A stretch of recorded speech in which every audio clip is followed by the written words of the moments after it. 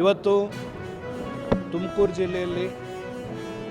ಜಿಲ್ಲೆಯ ಎಲ್ಲ ಮಠಾಧೀಶರು ಎಲ್ಲ ಧಾರ್ಮಿಕ ಮುಖಂಡರ ನೇತೃತ್ವದಲ್ಲಿ ನಾವು ರಾಜ್ಯ ಸರ್ಕಾರಕ್ಕೆ ಎಲ್ಲ ಮಠಾಧೀಶರಿಂದ ಹೈಕಮಾಂಡ್ಗೆ ನಾವು ಒತ್ತಾಯವನ್ನು ಮಾಡ್ತಾ ಇದ್ದೀವಿ.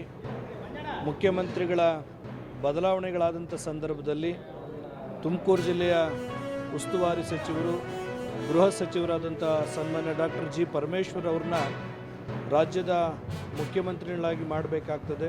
ಜೊತೆಗೆ ಒಂದು ಹಿಂದುಳಿದ ಸಮಾಜಕ್ಕೆ ಒಂದು ನ್ಯಾಯವನ್ನು ಕೊಟ್ಟಂಥ ಹೆಗ್ಗಳಿಕೆಯನ್ನು ಕೂಡ ಪಕ್ಷಕ್ಕೆ ಸಲ್ಲುತ್ತೆ ಅನ್ನುವಂಥದ್ದನ್ನು ದೂರದೃಷ್ಟಿ ಇಟ್ಕೊಂಡು ಎಲ್ಲ ಮಠಾಧೀಶರು ಯಾವುದೇ ಪಕ್ಷ ಮತ ಜಾತಿ ಇಲ್ಲದಂಗೆ ಎಲ್ಲರೂ ಸೇರಿ ಇವತ್ತು ಪತ್ರಿಕಾಗೋಷ್ಠಿಯನ್ನು ಮಾಡುವಂಥ ಉದ್ದೇಶ.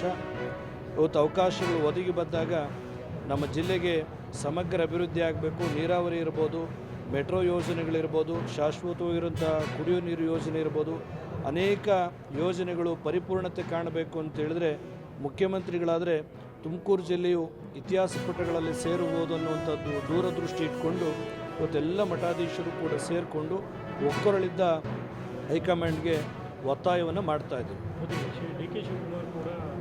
ಈಗ ನಾವು ಡಿ ಕೆ ಶಿವಕುಮಾರ್ ಮುಖ್ಯಮಂತ್ರಿ ಆಗಬಾರ್ದು ಅಂತೇಳಿ ನಾವೆಲ್ಲೂ ಮಾತನಾಡ್ತಾ ಇಲ್ಲ. ಒಂದು ವೇಳೆ ಅವಕಾಶಗಳು ಬಂದಾಗ ಇವತ್ತು ರಾಜಕೀಯ ವಿದ್ಯಮಾನಗಳನ್ನು ನಾವು ನೋಡ್ತಾ ಇದ್ದರೆ ಬೇರೆ ಬೇರೆ ಥರ ತಿರುವುಗಳನ್ನು ಪಡಿತಾ ಇದೆ. ಅಂಥ ಸಂದರ್ಭ ಒದಗಿ ಬಂದಾಗ ಡಾಕ್ಟರ್ ಜಿ ಪರಮೇಶ್ವರ್ ಅವ್ರನ್ನ ಮುಖ್ಯಮಂತ್ರಿಯನ್ನಾಗಿ ಮಾಡಿ ಅಂತ ಕೇಳ್ತಾ ಇದ್ದೀವಿ. ನಾವು ಡಿ ಕೆ ಶಿವಕುಮಾರ್ನ ಮಾಡಬಾರ್ದು ಅಂತ ನಾವೇನು ಹೇಳಲಿಲ್ಲ. ಡಿ ಕೆ ಶಿವಕುಮಾರ್ನೇ ಮಾಡಲಿ.